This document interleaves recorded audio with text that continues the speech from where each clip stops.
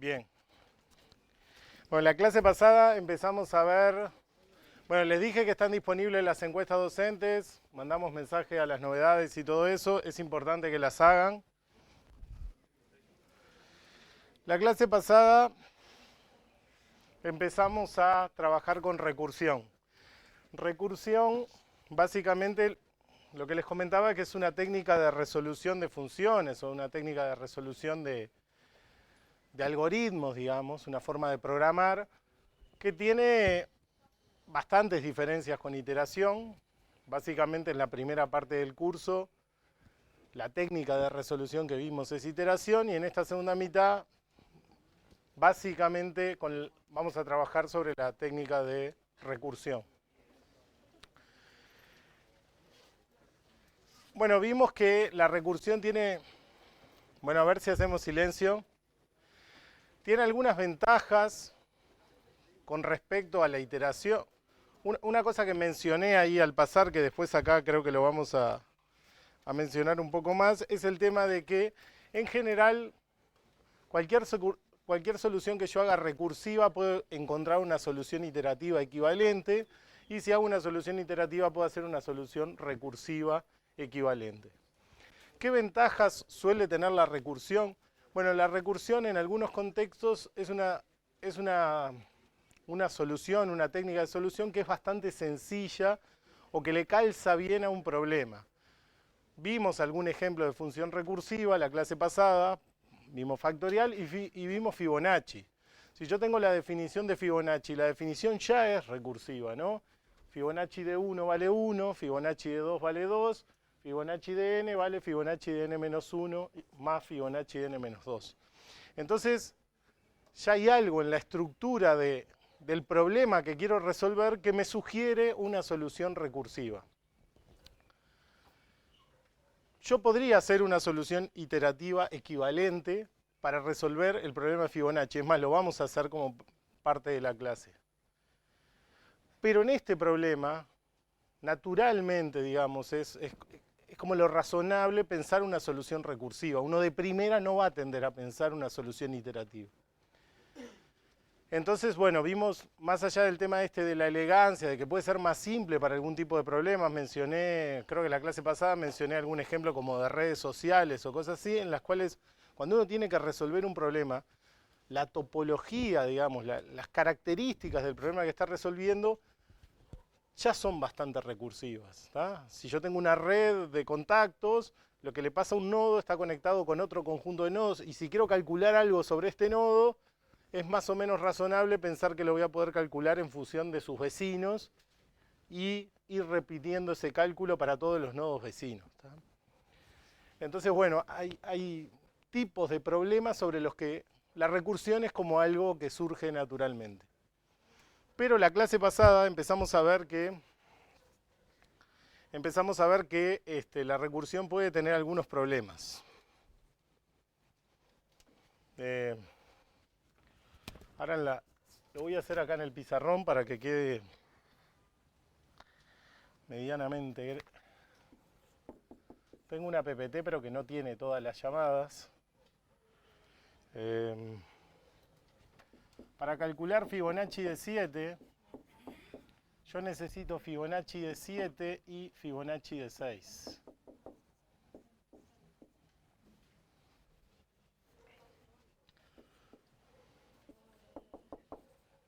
Para calcular Fibonacci de 7 preciso Fibonacci de 6 y Fibonacci de 5. Y bueno, Fibonacci de 6 vuelve a precisar a Fibonacci de 5.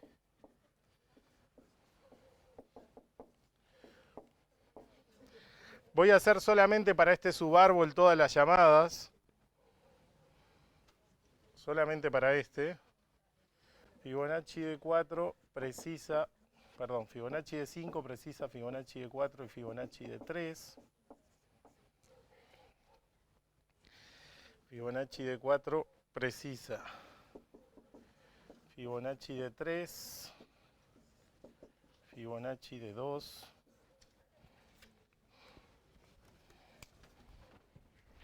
Voy a marcarles, voy a hacer un círculo rojo a los que son pasos base, digamos, y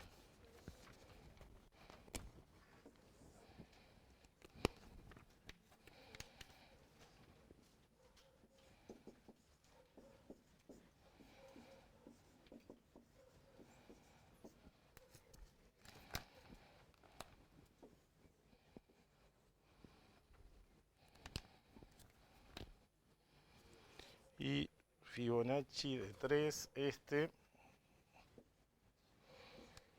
necesito Fibonacci de 2, estos ya son todos pasos base.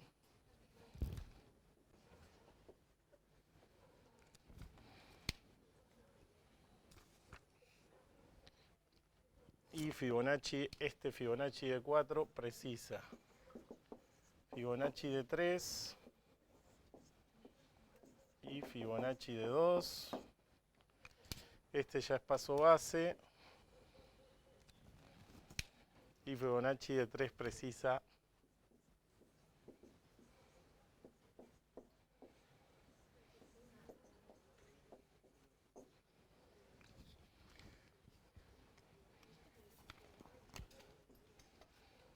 acá lo único que hice en este dibujo, tengo una versión ahora en las PPT, pero que es más simplificado que que tiene menos cosas. Lo único que hice fue expandir las llamadas que están acá, digamos. O sea, todas las llamadas que va a involucrar esto en este subárbol. O sea, faltaría Fibonacci de 5, que se va a abrir en todas llamadas, ¿no? Fibonacci de 4. Fíjense que este Fibonacci de 5 es igual a este. O sea que acá tendría que ir colgado todas unas llamadas como estas.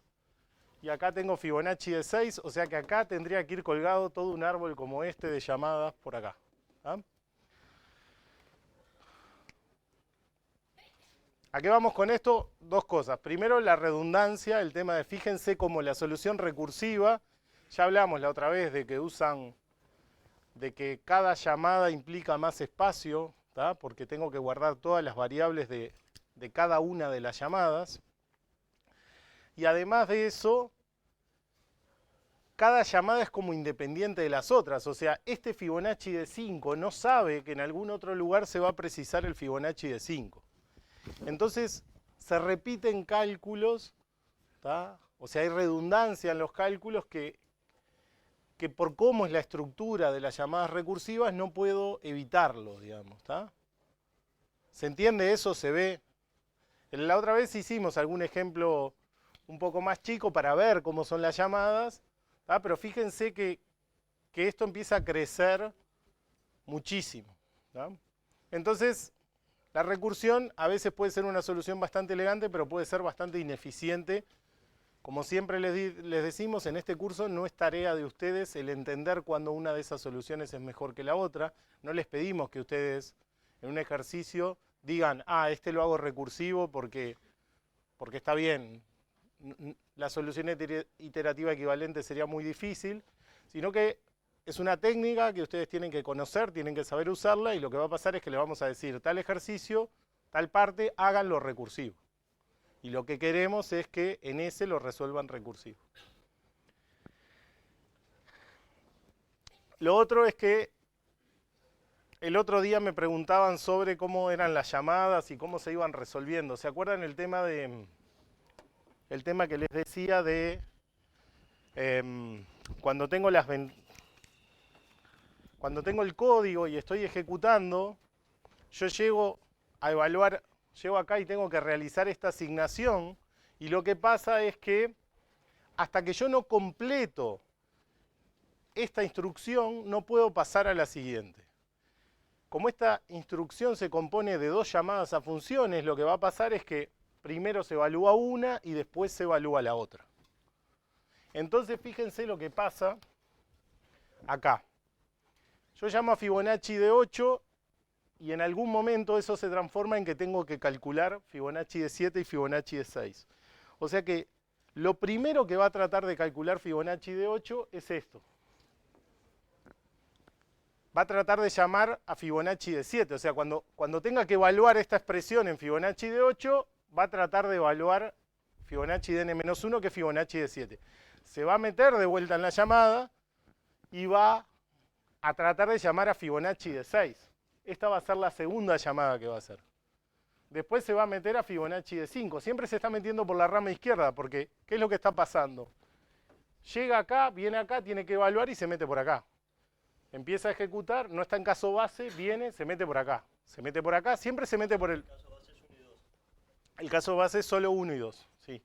O sea, esta es la primera llamada, la segunda, la tercera, esta es la cuarta, esta es la quinta, y acá cuando hace la sexta llamada es cuando recién puede devolver un resultado. Llama a un paso base que le devuelve un resultado. Entonces, cuando le devuelven el resultado, acá, yo tenía una llamada que hice la llamada para la primera expresión, me devolvieron el resultado numérico y ahí puedo llamar a la expresión derecha. Pero en este nivel en el que estaba de llamada. O sea que la séptima llamada es esta.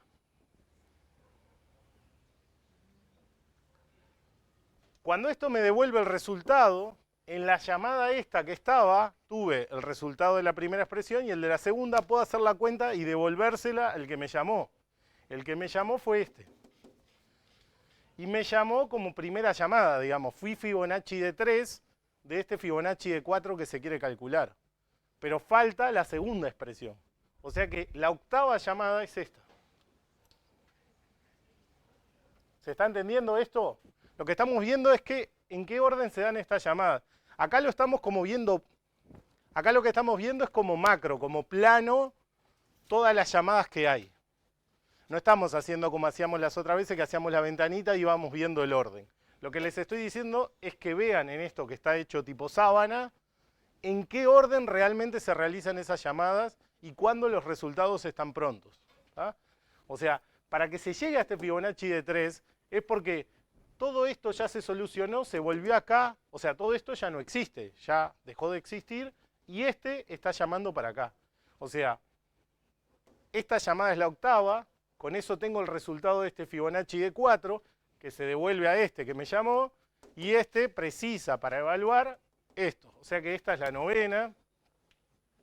Siempre va primero hacia la izquierda, o sea, esta es la décima, esto devuelve hacia acá, esta es la décima primera, termina esto con el resultado, devuelve el resultado acá, viene acá y recién acá se mete acá. Esta es la décima segunda. Y así. Siempre va primero a la izquierda, va a la izquierda, a la izquierda, a la izquierda, hasta que puede volver un resultado y empieza a volver por los caminos de la derecha. ¿Tá? Si lo vemos como un árbol de llamada. ¿Se entendió más o menos eso? ¿Tá? Si lo hacemos con el otro esquema, lo que va a pasar es que las ventanitas esas que voy dibujando, esta va a ser la primera, esta es la segunda, esta es la tercera, esta es la cuarta, la quinta, la sexta. Pero todo esto está quedando pendiente de hacerse en algún momento. ¿Tá? Bien. ¿Quedó más o menos claro esto? ¿Ah? Lo que es importante acá es que quede claro esto, que hay redundancia y que no tengo una forma de saber. O sea, fíjense que ¿qué parámetros recibe Fibonacci? El valor del cual quiero calcular. Cuando yo estoy acá, yo sé que para construir Fibonacci de 6 preciso Fibonacci de 5, pero no sé que acá, por otra rama, en otro lado, alguien va a precisar Fibonacci de 5. No puedo explotar eso para hacer una versión más eficiente, que haga menos llamadas o algo. ¿Tá? La recursión es un poco así, yo solo sé el problema particular que estoy resolviendo, no sé si hay otro resolviendo el mismo problema.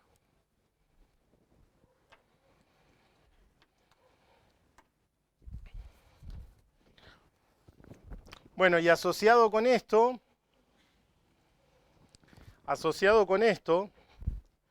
una cosa que es importante es que la recursión podría tener problemas por la cantidad de memoria que requiere para resolver el problema.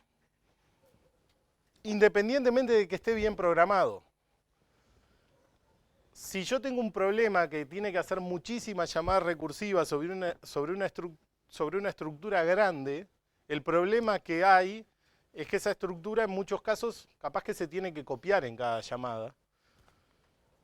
Y ese copiar esa estructura hace que esté usando muchísima memoria. Yo creo, la verdad que no me acuerdo ahora cómo son las últimas versiones de Octave y de MATLAB, pero hace unos años pasaba que si vos pedías un Fibonacci de un número gigante, no sé, 70.000, te dicen, no lo puedo computar, porque no voy a poder abrir todas estas llamadas anidadas. Tiene como un tope de cantidad de llamadas anidadas que puede hacer. ¿Tá? En otros lenguajes que no, MATLAB y Octave, como estás ejecutando en el entorno, tiene la capacidad de controlar ciertas cosas que a veces los lenguajes tipo C, Fortran no lo pueden hacer.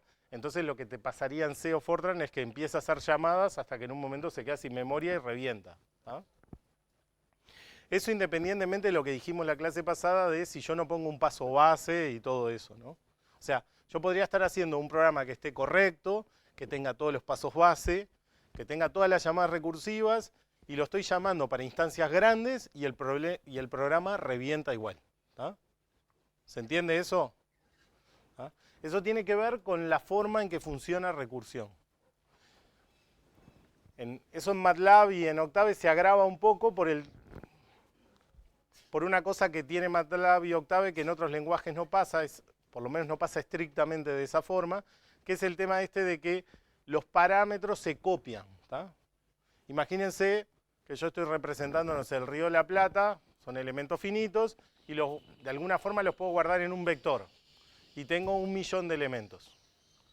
Si yo hago una llamada recursiva y achico ese conjunto de 1.000.000 de elementos a 999.999, por cómo funciona el pasaje de parámetros que vimos, lo que va a pasar es que voy a tener un entorno con un vector de 1.000.000 de elementos y otro con un vector de 999.999.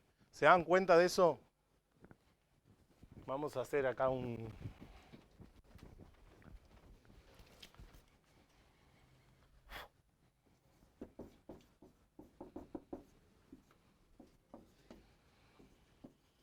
No importa el parámetro que recibe, una función recursiva que en algún momento hace n es largo del vector. Supongamos que n distinto de 0 y como sé que el largo no es 0, por lo menos tiene un elemento, así que le puedo sacar un elemento. Entonces, en algún lugar puedo tener algo como llamada recursiva a B de 1, perdón, B de 2 a n, por ejemplo. ¿Ah? ¿Se entiende lo que escribí hasta acá? O sea, tengo un vector, después vamos a ver algo de recursión sobre vectores. Tengo un vector, entonces, ¿qué pasa con ese vector? Si no estoy en el caso base, que podría ser que el vector sea vacío, ni siquiera tenemos una letra de problema. Pensemos abstracto en recursión. Tengo un vector. Es razonable pensar que mi caso vacío va a terminar, que el caso vacío va a terminar siendo un paso base. ¿Tá? Si tengo 10 elementos, un problema más chico es el vector de 9. Un problema más chico es el de 8, un vector más así, hasta que tengo el vector vacío. Ahora después cuando veamos vectores lo vamos a ver un poco más en detalle. Entonces es razonable pensar que este código en algún momento lo que hace es achicar el vector. ¿Ah? Fíjense qué pasa con las llamadas. Si yo tengo, en el programa principal llamo a la función rec con el vector 1, 2, 3, 4, 5, 6, yo qué sé. ¿Ah?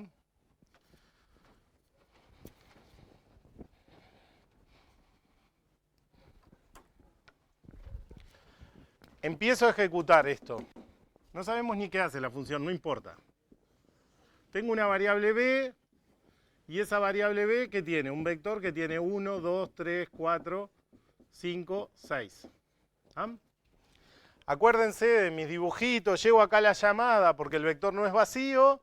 ¿Qué pasa? Acá en algún punto voy a querer hacer un cálculo que implica otra ventana con sus propias variables.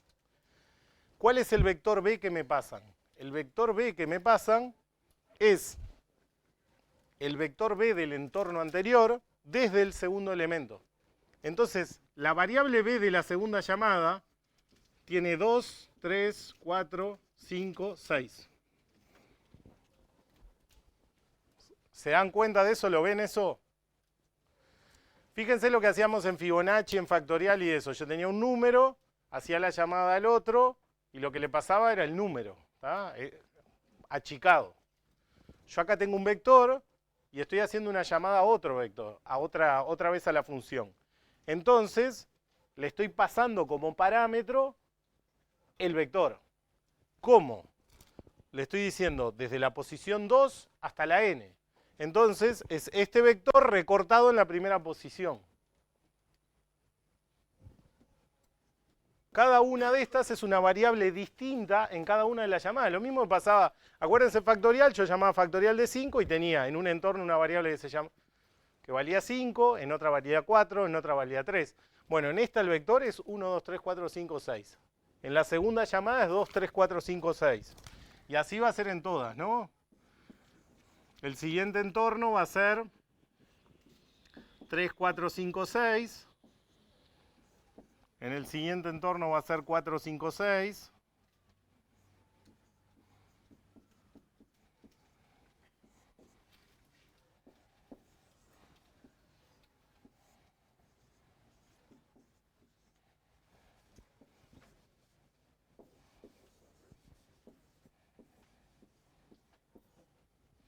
No sé, y si tuviera la última, si llegara al caso vacío,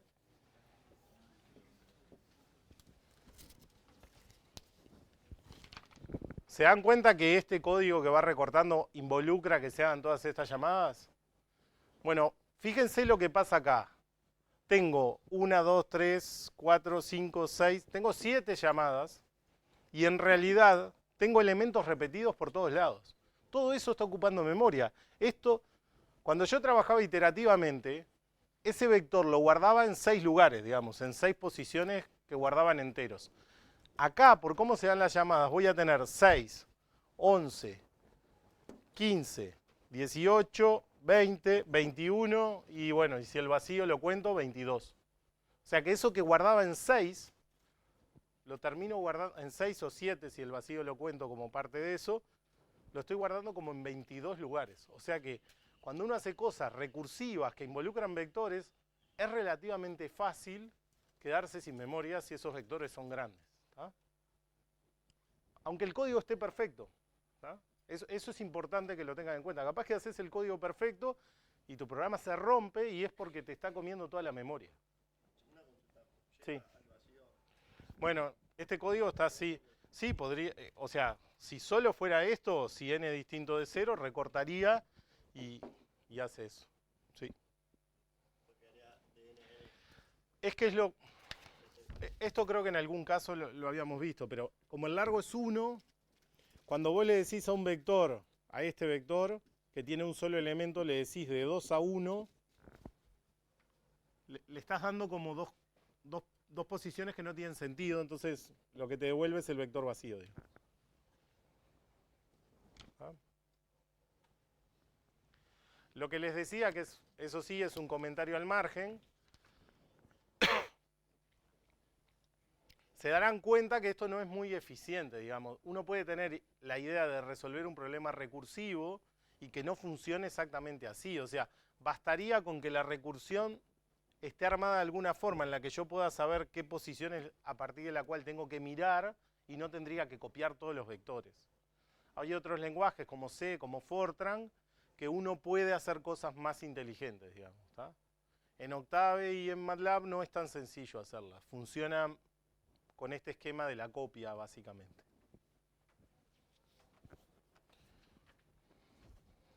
Vamos a hacer algún ejemplo más vamos a hacer ejemplos sobre vectores y en ese momento haremos ejecuciones detalladas por si esto no les termina de quedar claro, ¿tá? Pero eso es importante que lo entiendan, más allá de que es una técnica útil, que sirve, que se usa muchísimo en computación, todo lo que sea árboles, grafos, muchos casos las soluciones que se hacen son recursivas. hay que tener cuidado porque pueden dar problemas, aunque uno esté haciendo una solución correcta, digamos.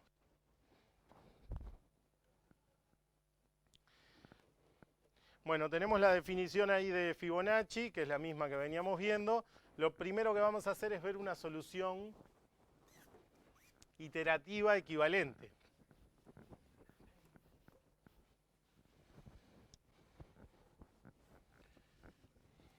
Fíjense que el problema que tenemos en la recursión es que cuando yo estoy calculando un paso, no sé los cálculos que usaron no sé los cálculos que precisan los otros. ¿Ah? Si yo quisiera calcular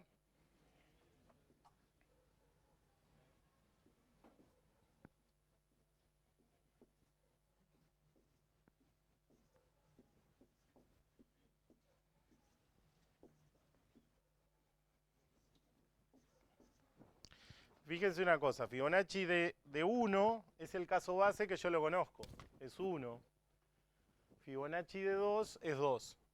Para calcular Fibonacci de 3, para calcular este, yo preciso los dos anteriores. Para calcular Fibonacci de 4, yo también preciso Fibonacci de 3 y Fibonacci de 2. Para calcular Fibonacci de 5, preciso Fibonacci de 4 y Fibonacci de 3.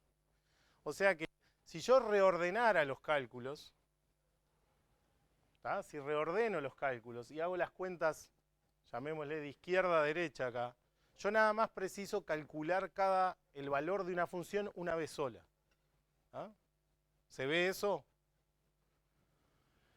Yo, para poder calcular Fibonacci, más allá de que la recursión es elegante, me sale de primera, es lo más fácil, si yo lo procesara iterativamente, lo que tendría que hacer es agarrar en un paso y decir, bueno, si yo quiero calcular Fibonacci del próximo paso, lo que tengo que hacer es ver. Si yo quiero calcular Fibonacci del próximo paso, lo que preciso es cuánto me dio en el paso anterior y en el anterior a ese. ¿Se entiende eso? Y si se fijan, más allá de que ahí lo dibujé como un vector y tener todos los valores, yo solamente preciso dos valores para calcular el tercero. O sea, con dos valores yo puedo calcular el siguiente y después el más viejo de todos. O sea, para calcular este yo precisé este y este. Pero cuando estoy parado acá, solo preciso estos dos. Este ya no me importa. Entonces, ni siquiera preciso un vector para guardar todos los valores. Me alcanza con guardar los dos valores anteriores del que me toca calcular ahora. ¿Ah? Vamos a ver un código iterativo que hace eso para calcular Fibonacci.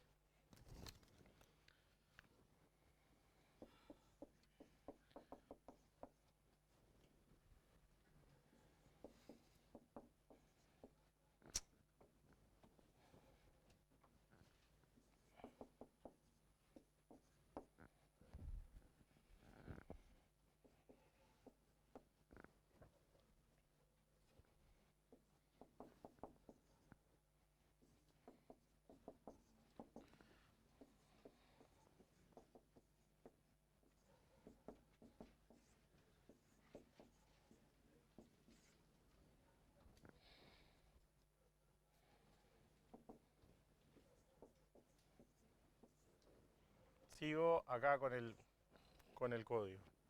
Después igual va a estar en la transparencia. Vamos a llamarle penúltimo. Fíjense una cosa. Incluyo los casos base, porque esta regla de uso de los dos anteriores para calcular implica que por lo menos estoy calculando el 3. Si quieren calcular Fibonacci de 1 o 2, esta regla de mirar los dos anteriores no tiene sentido. ¿Tá? Entonces, la función sigue teniendo como estos casos base heredados de la recursión. Si me llaman con 1, devuelve 1. Si te llaman con 2, devuelve 2. Si estoy acá, quiere decir que por lo menos estoy resolviendo n de 3. ¿Ah? Si estoy acá, por lo menos estoy resolviendo n de 3. Entonces, voy a decir que inicialmente el penúltimo valor calculado es 1. Lo que voy a hacer es empezar a calcular este. y voy a hacer una estructura iterativa para recorrer esto. Entonces, los dos primeros valores que yo tengo que tener en cuenta para calcular el tercero, el penúltimo es 1 y el último es 2. ¿Se entiende la idea más o menos de lo que estoy haciendo? Estamos haciendo la solución iterativa equivalente. Allá tengo los casos base que son iguales que la recursión, porque es eso. Si quiero calcular de 1, no tenés que hacer nada, es 1. Si querés calcular de 2, no tenés que hacer nada, es 2. Si es de 3 para acá, lo que vamos a hacer es empezar a calcular desde el 3 hasta ese valor, calculándolo en el orden en el que hace que cada valor de Fibonacci lo calcule una vez sola, digamos. Estamos haciendo el orden más inteligente para hacer el cálculo. Entonces, como yo preciso me piden Fibonacci de 9, ese va a precisar de 8 de 7, va a precisar de 6. O sea, arranco de acá para allá para calcular cada cosa una vez sola. ¿En cuál tengo que arrancar? En 3, que es el primero que tengo que calcular, que lo hago en términos de 1 y 2. Entonces digo, el penúltimo es 1, el último es 2, y tengo un for que va desde 3 hasta el n que me están pidiendo.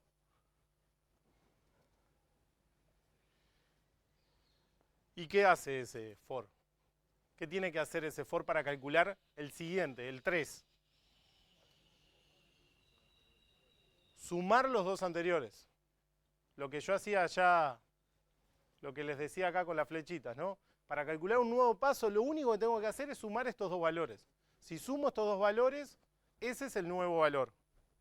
Entonces, el código como siempre va a estar en la PPT siguiente. Lo importante acá es que se entienda el razonamiento, digamos.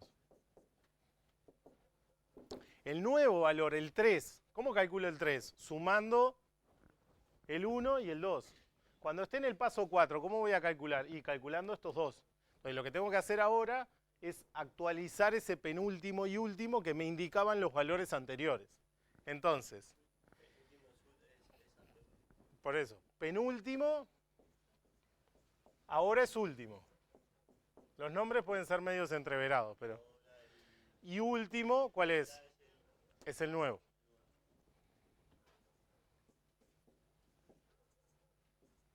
Se podría hacer también una solución que guarda todos los elementos, pero fíjense que no los preciso. O sea, después de que... Cuando estoy acá, Fibonacci de 3 no lo preciso para nada, ¿tá? Pero...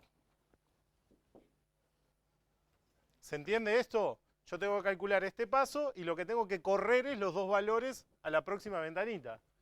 Si yo estoy acá, 6 va a usar 4 y 5, y ahora lo que preciso es que los valores que me acuerde sean 5 y 6 para poder calcular el siguiente.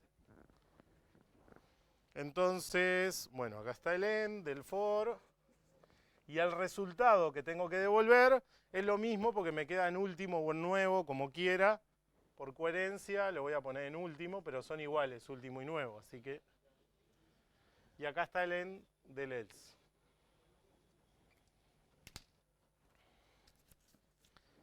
¿Se entendió esta idea? Bueno, fíjense todas las ventajas que tiene desde el punto de vista de la programación esta solución. El espacio que usa para resolver es fijo. ¿Qué espacio usa esta llamada? Si yo llamo Fibonacci de 1000, usa la variable n, f de n, penúltimo, último y nuevo. O sea que precisa 1, 2, 3, 4, 5, 6 variables para resolver el problema.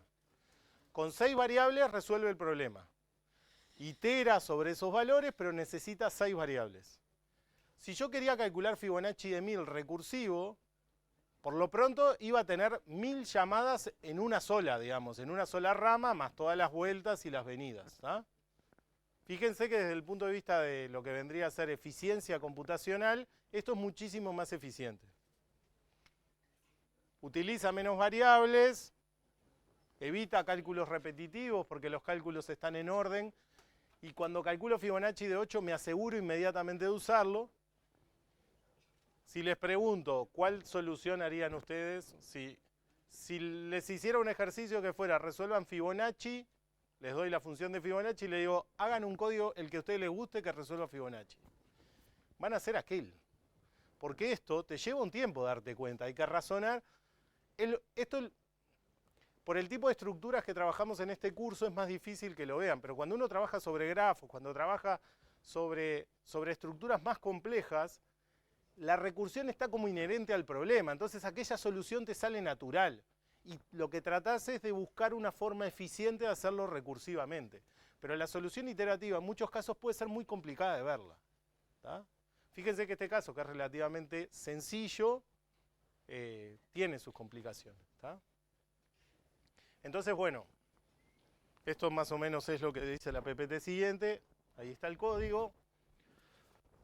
Me evita los cálculos repetitivos porque utilizo las variables auxiliares para guardar los cosos. Es mucho más eficiente, pero bastante menos clara.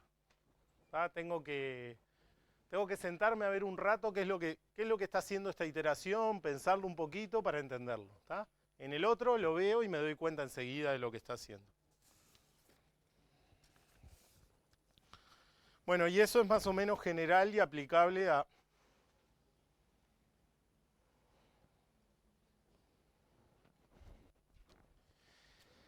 Y es más o menos aplicable a todo, a cualquier problema de recursión. O sea, la ventaja fundamental que tiene la recursión es esa, soluciones simples y claras a problemas que de alguna forma son recursivos. Si yo agarro un problema que en principio no es muy recursivo y lo tengo que resolver recursivamente, capaz que la solución no es tan clara, digamos. ¿Tá? Como gran desventaja, la ineficiencia, ¿tá? Porque en cada llamada tengo una nueva asignación de memoria, lo cual hace que requiera muchísimo espacio en memoria. ¿Tá? Y bueno, y puedo tener bastante redundancia en los cálculos. ¿Tá?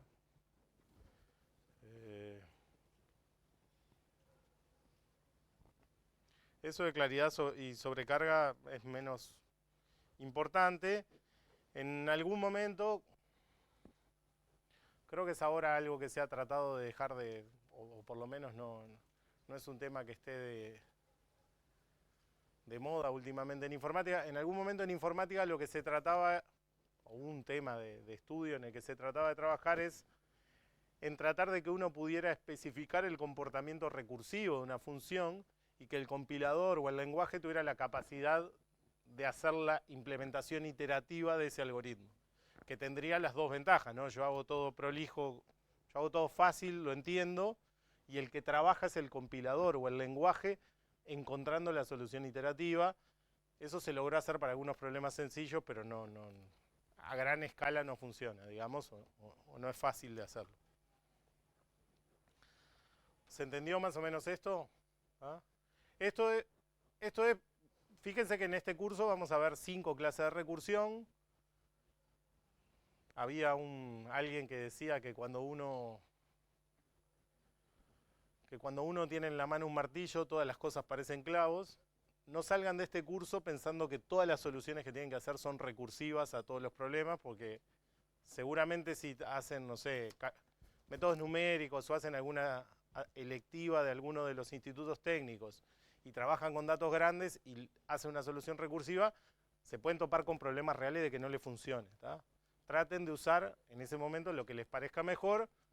Y es bueno que tengan presente esto, de que la recursión puede fallar aunque esté bien programada. ¿Tá? Vamos a empezar a hacer algún ejercicio más como para seguir pensando sobre cosas de recursión. Vamos a empezar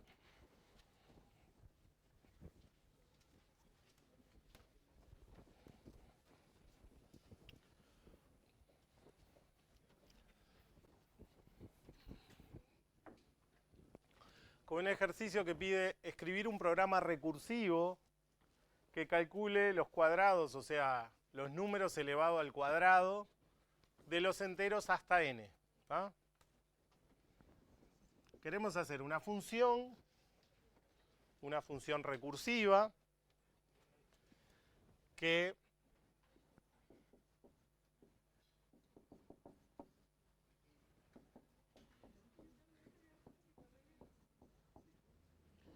que, dado un número, me devuelva todos los números de 0, ¿no?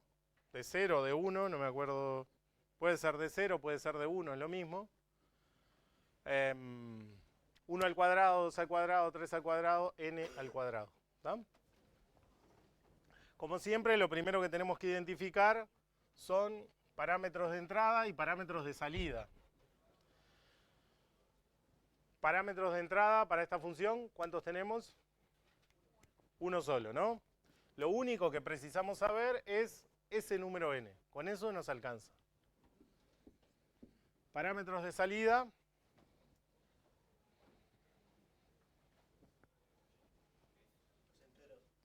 Los cuadrados. ¿Cuántos cuadrados tengo? No, pero yo quiero los cuadrados de esos enteros. De 0 a n cuadrado. 0 cuadrado, 1 cuadrado, 2 cuadrados. Los enteros son... los enteros positivos. Claro, no, de hasta n. Hasta n. Sí, capaz que no está escrito muy feliz. No es que quiero los números cuadrados, no es que quiero los números que son cuadrados y que están hasta n, sino que lo que quiero es 0 al cuadrado, 1 al cuadrado, 2 al cuadrado, n al cuadrado. Y la, claro, pero no es los que van hasta n, sino te dan el n y vos es 0 cuadrado, 1 cuadrado, 2 cuadrado, n cuadrado. ¿Ah? Eso es lo que...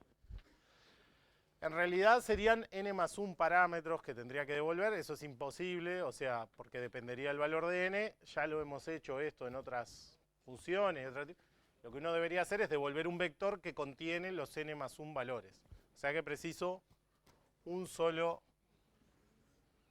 parámetro para los resultados.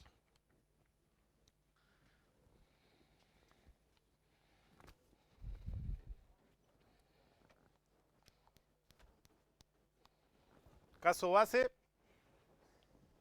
en esto siempre vamos a hacer lo mismo, nos vamos a preguntar cuál es el caso base, va a ser lo primero. Caso base, como les dije, las letras estas son súper ambiguas, siempre las que hago en clase, podría ser 0, podría ser 1, depende de cómo estuviera escrito, vamos a tomar 0.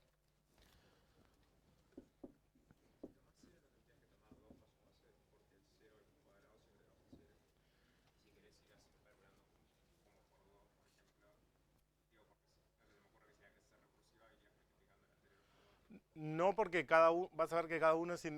Vamos a ver el paso base y después vemos el... Bueno, acá le cambié la... Si n es 0, ¿qué tengo que devolver? ¿Cuál es el cuadrado de los números hasta 0? 0.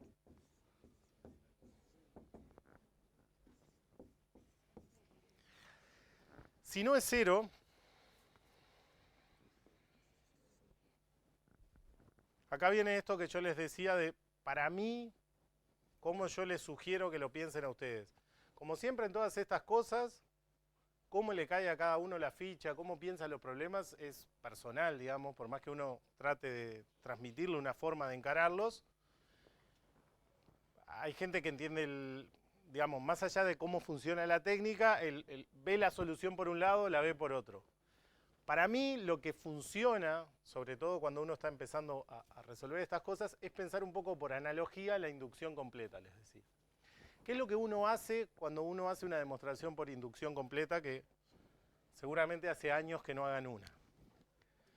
Uno demuestra el paso base, demuestra que se cumple para el paso base, y después lo que tiene que hacer es decir, bueno, asumo, o sea, creo que se cumple para n o para n menos 1, y lo que tengo que hacer es demostrar que se cumple para el siguiente. Y en la demostración de eso uso que se cumple para el anterior. ¿Se acuerdan de eso? Inducción completa. Entonces, si yo quisiera armar una solución para cuadrados de n, yo sé que esta función es recursiva. O sea que en mi solución, en lo que escriba acá, ¿qué es lo que tiene que aparecer sí o sí? Primero, cuadrados. Si acá no aparece cuadrados escrito, está mal. No estoy resolviendo una función recursiva, o sea que seguro que está mal. Lo siguiente es que tengo que achicar la instancia. O sea que tengo que trabajar con algo más chico que con lo que me llaman. Que esto es lo que les decía como que es parecido a la inducción completa. O sea, si yo quiero resolver el paso de n con la inducción completa, quiero demostrar para n, tengo que asumir que se cumple para n menos 1. O sea que naturalmente tengo que llamar a cuadrados de n menos 1. No hay forma de que haga esto si no llamo a cuadrados de n menos 1. ¿Y qué es lo que yo hago cuando hago una inducción completa? Yo lo que digo es, bueno, dado que esto se cumple, bueno, demuestro para n. Mi pregunta es, si cuadrados de n menos 1 me devuelve el resultado correcto, o sea, la lista de todos los cuadrados de 0 hasta n menos 0 al cuadrado, 1 al cuadrado, n menos 1 al cuadrado. ¿Qué le falta a eso para hacer la solución al problema de n? N al cuadrado.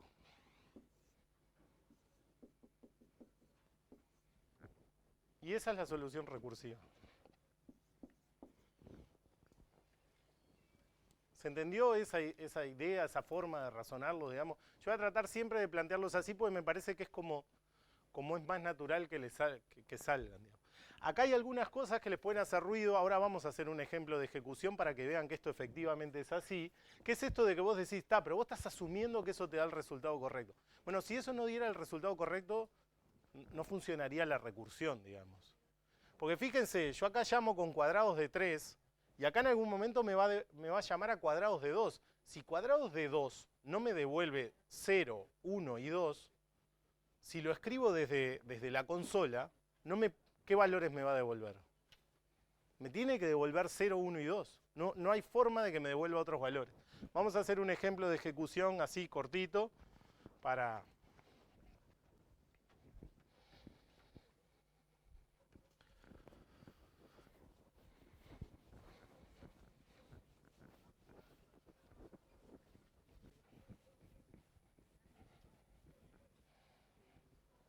Vamos a ponerlo hasta 4 para que tenga más sentido las potencias.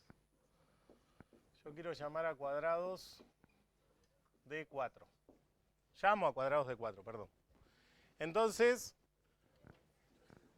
tengo un primer entorno con la variable n que vale 4. ¿Está? Esto es lo que hemos hecho. ¿Se acuerdan que cuando vimos iteración yo le dije todo esto de las ventanitas, capaz que para iteración no entendían por qué era? Bueno, acá en recursiones, en base a esto entendemos todo el funcionamiento.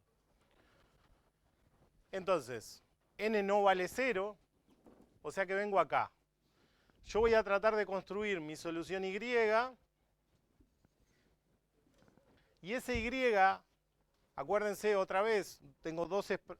Acá capaz que lo vemos distinto o es más difícil de ver, pero esto es lo mismo que la suma que tenía en Fibonacci. Yo tengo dos expresiones, no puedo calcular las dos a la vez, tengo que resolver una primero. Asumimos que el orden de evaluación es de izquierda a derecha, o sea que esta es la primera que trata de resolver. Entonces, para calcular y, lo primero que va a hacer es hacer otra llamada. ¿Está? Acá si quiere, bueno, acá puedo poner estos a cuadrados, cuadrados, y me llamaron con 4, cuadrados de 4. Ahora esta llamada es con n menos 1, o sea que es cuadrados de 3. ¿Se entiende esto? Es lo mismo que veníamos haciendo. ¿Tá? Lo interesante va a ser los resultados a la vuelta y el ver que efectivamente los resultados intermedios dan el resultado que yo espero. Entonces, cuadrados de n menos 1, o sea que el parámetro que recibe esto es un 3. ¿Tá? Empiezo a ejecutar la segunda llamada. N no es 0. Otra vez vuelvo a venir a esta expresión que tengo que evaluar. Tengo que calcular y.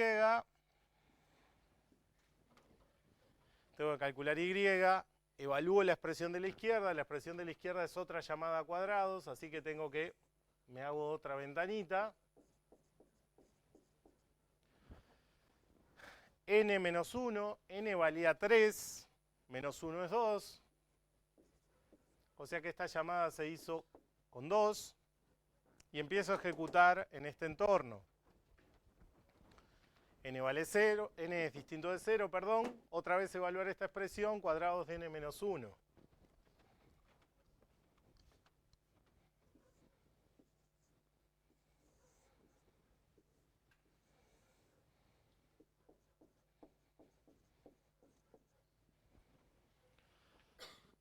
N valía 2, o sea que este n vale 1. Y acá me llamaron con cuadrados de 1. Empiezo a ejecutar. N es distinto de 0, o sea que otra vez tengo ahí una evaluación. Y.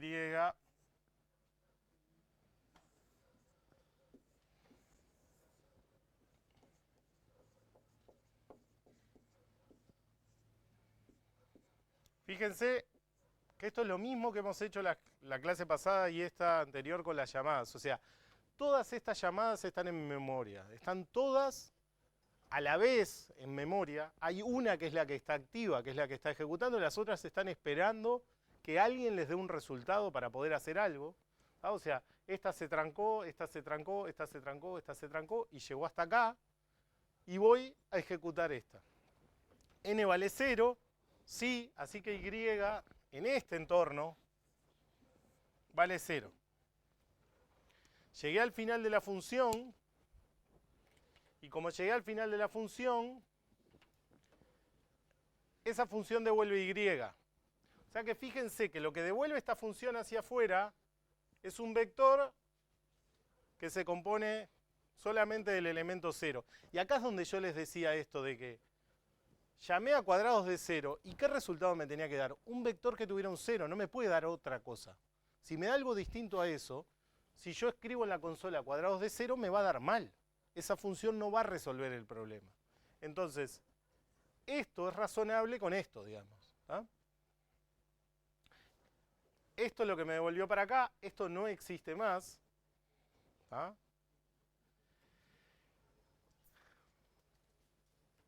Yo me había quedado trancado en la llamada acá. Me devolvieron un vector que tiene 0. Y lo que le digo es, bueno, ese vector continúalo con n por n. N por n en este entorno. O sea, acá tenía que haber puesto el corchete, perdón. Entonces acá lo que voy a tener es un vector que ahora tiene un 0 y tiene un 1. Porque n en este vale 1, al cuadrado vale 1. Y esto se devuelve hacia afuera, 0, 1. Esto no existe más. Y fíjense esto otra vez que yo les decía cuando lo pensamos en la recursión. Yo tengo que asumir que funciona para el otro caso. Cuadrados de 1, ¿qué tenía que devolver? Un vector con un 0 y un 1. Y es lo que devuelve. Si en un paso esto me devolviera un vector con otra cosa, si alguien escribe cuadrados 1 ahí, no funciona. ¿Ah? Por lo mismo que pasaba en Fibonacci, no hay forma que el algoritmo sepa si me llamaron cuadrados de 1 desde la consola o porque se vienen desarmando llamadas. Tiene que responde de la misma forma. Bueno, me devolvieron 0, 1. Esto no existe, estaba acá. Otra vez, tengo el vector formado por los elementos de la llamada, que son 0, 1, y por calcular n por n del paso en el que estoy. O sea, este 2 por 2, que es 4. Esto no existe más, y lo que se devolvió hacia afuera es un vector que tiene un 0, un 1 y un 4. ¿Dónde me había quedado trancado? En la llamada de acá. Es ese vector, este vector que está acá, continuado por n por n. O sea que esto es un 0, 1, 4, 9. Llegué al final de esta función. Fíjense que siempre el resultado que me está dando es el correcto para la función que estoy llamando. ¿Está?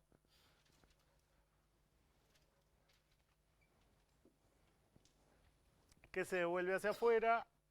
0, 1, 4, 9. Me había quedado trancado en la llamada aquella, así que tengo 0, 1, 4, 9 y 4 por 4 que es 16. Y eso es lo que devuelvo hacia afuera. Un vector con 0, 1, 4, 9 y 16. Que eso es lo que queríamos. ¿Se entendió más o menos esto? ¿Ah? Vamos a hacer otros ejercicios entre la clase de hoy y 2 o 3 clases más. Y vamos a tratar siempre de ver estas cosas, ¿no? Cómo achicar el problema, cuáles son los pasos base. Esa es la solución que vimos. Bien, lo que vamos a ver ahora, vamos a empezar a ver qué va a pasar cuando tenga recursión sobre vectores. Un poco me adelanté hoy con el tema aquel de las llamadas. Pero bueno, cuando tengo vectores, a veces puede no ser natural o puede no ser evidente cuál es el paso base. ¿Ah? Hoy como mis recursiones eran sobrenaturales o cosas así, bueno, el 0 es un candidato. Pero bueno, sobre vectores va a depender un poco del problema que esté resolviendo. Hay un candidato más o menos natural, que es el vector vacío, pero va a haber en algunos problemas en que ese vector podría no servirme. No sé si... Yo creo que lo tengo en la que viene. No. Pero por ejemplo, si queremos hacer el máximo de un vector, el vector vacío tiene sentido que sea el candidato a caso base y en principio parecería que no. Hay que ver bien cómo está especificado el problema. ¿No? Estoy diciendo solamente un título de cuál sería el problema, ¿no? El máximo de un vector. Pero si uno tuviera que partir un vector y pensar en el máximo, capaz que es más razonable tomar como caso base el vector con un elemento. Porque en el vector con un elemento, ¿cuál es el máximo? El elemento ese. En el vector vacío, ¿cuál es el máximo? Y no sabés. Entonces, va a depender un poco del problema el identificar cuál es el vector, perdón, cuál es el caso que tengo que tomar como base. Pero los candidatos más razonables son esos, el vector vacío o el vector con un elemento. Es raro que tenga un caso base que vaya más allá de ello.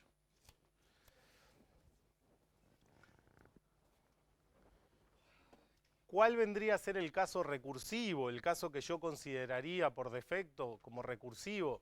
Bueno, es un vector que por lo menos tiene un elemento.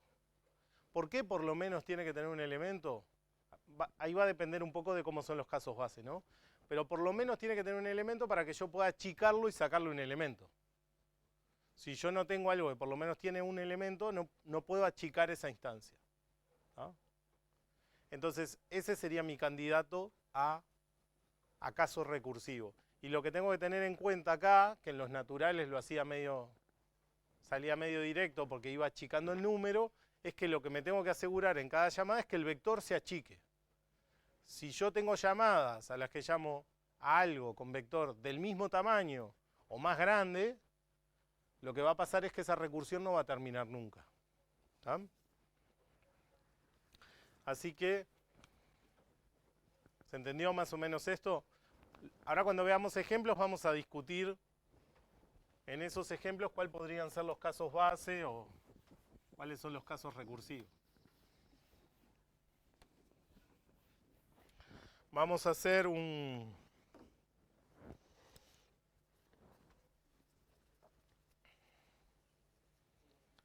vamos a hacer una función, vamos a hacer un pertenece, que es una operación bastante fácil.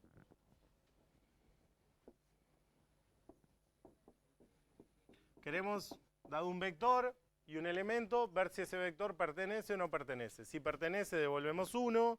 Si no pertenece, devolvemos 0. ¿Ah? Entonces, la función se llama pertenece.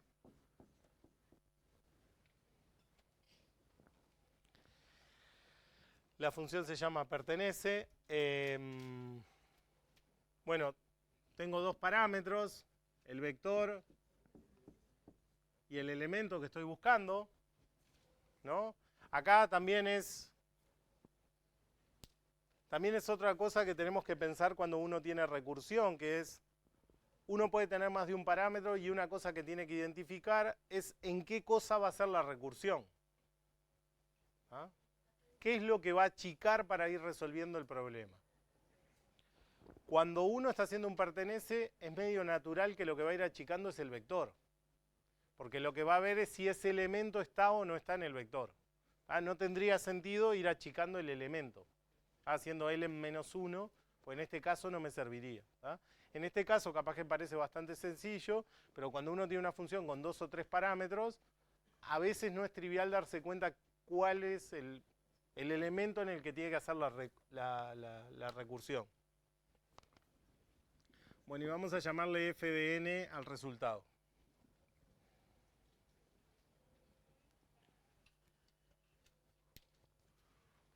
¿Cuál sería el caso base de esta función? O sea, cuando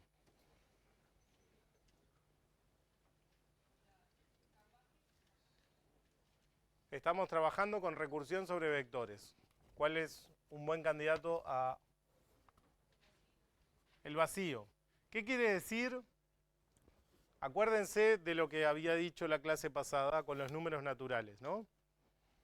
Tenemos el 0, tenemos el 1 y todos los números los construyo como si fuera una capa sobre una capa, ¿no? El 2 es una capita por encima del 1, el 3, el 4, y cuando yo hago una recursión, básicamente lo que estoy haciendo es desarmar esas capas. O sea, desde n, me muevo a n-1, me muevo a n-2, hasta que llego al paso base. Si yo pienso en un vector, tengo un vector que tiene muchos elementos, y lo que empiezo a hacer es a procesarlo de a uno. Tengo un vector con n elementos, proceso el 1, proceso el 2, proceso el 3, proceso el n y llego al vector vacío. Entonces, si estoy haciendo un pertenece y llegué al vector vacío, ¿qué quiere decir? Que no pertenece. Si no, debería haber cortado esta búsqueda antes porque ya sé que pertenece. Entonces, el caso base es... Esto se puede escribir de muchas maneras. Lo tengo escrito de una forma media particular. ¿No? La verdad que no me acuerdo por qué usé esto. Si es empty el vector isEmpty es una función que devuelve verdadero si ese vector no tiene elementos. ¿Tá? Es lo mismo que preguntar, es exactamente lo mismo que preguntar si el largo del vector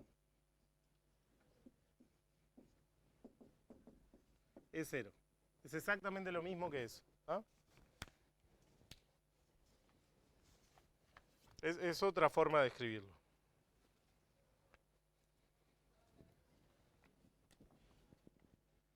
Bueno, si el vector es vacío, entonces no pertenece. O sea que f de n es 0.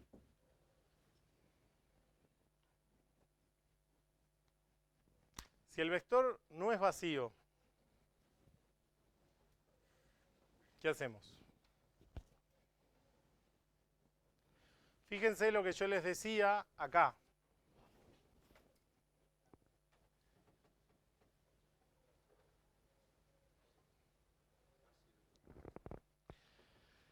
Que va un poco por el lado este del vector con un elemento o con más de un elemento. ¿Tá? Si yo no estoy en el caso vacío, sé que ese vector tiene por lo menos un elemento. ¿No? Yo quiero poder achicar mi problema. Entonces, si yo sé que ese vector tiene por lo menos un elemento y yo estoy buscando algo, ¿qué es lo que debería hacer? Fijarme si ese elemento, que por lo menos yo sé que existe, no es igual al que yo estoy buscando. ¿Se entiende esa idea?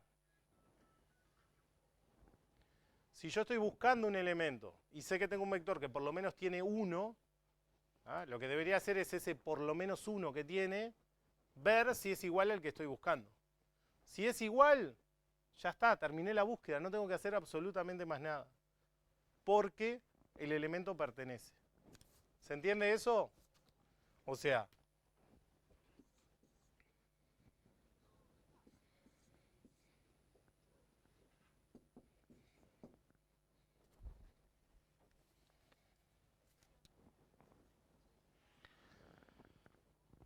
Si el vector es vacío, f de n es 0. Si no, lo que tengo que hacer es fijarme si el primer elemento, si b de 1, coincide con el elemento. ¿Se entiende?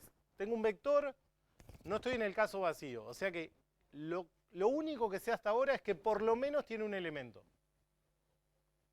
¿Qué es lo que hago? Me fijo en un elemento, que es lo único que sé que el vector tiene. No sé si tiene 2. Capaz que si accedo a b de 2, me da un error porque ese vector no tiene 2 elementos. Pero sé que 1 tiene. Entonces me fijo en b de 1. ¿Es lo que estoy buscando? Si es lo que estoy buscando,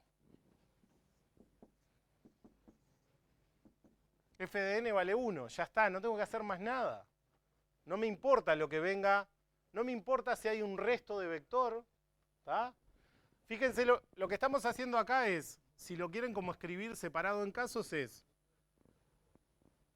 como si esta función resolvimos el caso vacío y el caso en el cual tengo un elemento y algo más. Lo que hago es fijarme si ese elemento es el que estoy buscando. Si es el que estoy buscando, ya está, es 1. No me importa qué hay acá. No me importa cuántos elementos tiene, no me importa nada. Porque sé que pertenece, que es lo único que tengo que devolver. Eso si quieren verlo, es equivalente al tema de la iteración y el for y el while. Si yo estoy armando una recursión y procesando este elemento, ya sé la respuesta a mi función, no tengo que seguir viendo qué pasa para adentro, porque no importa. ¿Ah?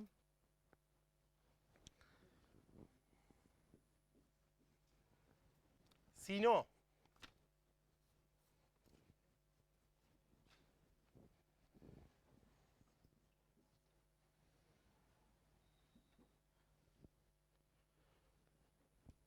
vamos a hacer otra vez pensarlo de la misma forma, como lo pensamos en el anterior. Si no estoy en el caso, este de que sea el primer elemento, estoy resolviendo una función recursiva. Fíjense que como procesé el primer elemento del vector, si quieren piénsenlo en este dibujito que hice acá, el resto del vector cumple con la premisa que teníamos antes. O sea, el resto del vector es más chico que el vector que tenía. ¿Se entiende eso? Si yo tenía un vector que tenía un elemento y el resto, y yo ya me fijé qué pasa en ese primer elemento, ya sé que ese no importa porque no es lo que estoy buscando. Si yo hago una llamada recursiva al resto, tiene un elemento menos que con el que me llamaron originalmente. ¿Se dan cuenta de eso? Es medio obvio, pero por las dudas. Entonces, yo voy a tener que tener acá una llamada pertenece.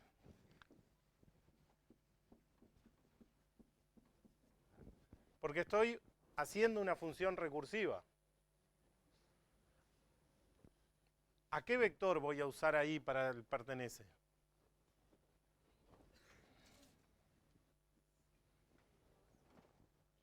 B de 2 hasta length de B.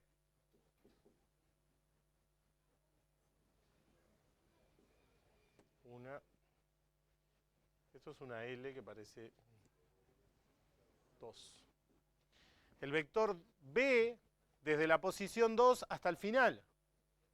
Ese vector tiene un elemento menos que el que tenía originalmente, o sea que estoy cumpliendo con todas las premisas. Tengo una llamada recursiva a algo más chico, ¿y qué es lo que tengo que buscar? El mismo elemento.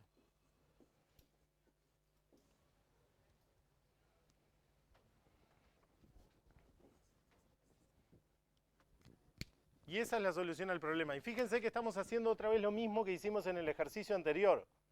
Yo asumo que esa función me da el resultado correcto. Si este pertenece me devuelve 1, o sea, pertenece, yo estoy devolviendo hacia afuera ese 1.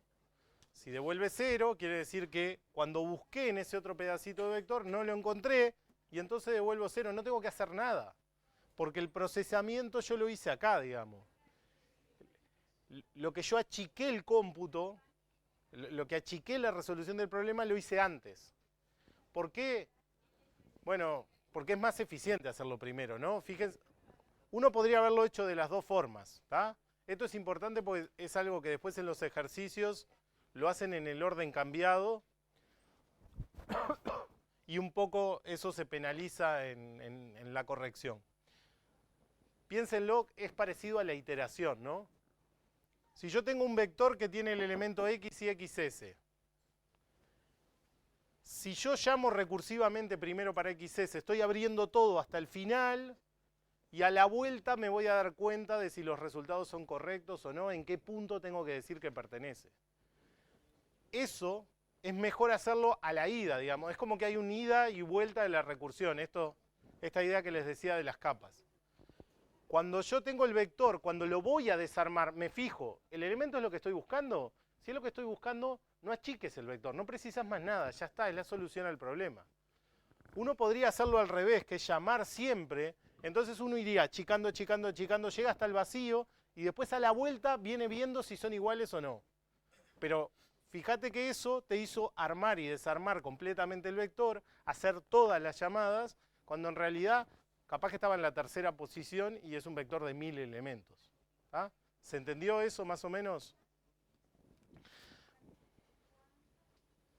Vamos a hacer algún ejemplo de ejecución con vectores, pero los empezamos la clase que viene porque en 4 minutos no lo voy a poder hacer. Así que por hoy dejamos por acá.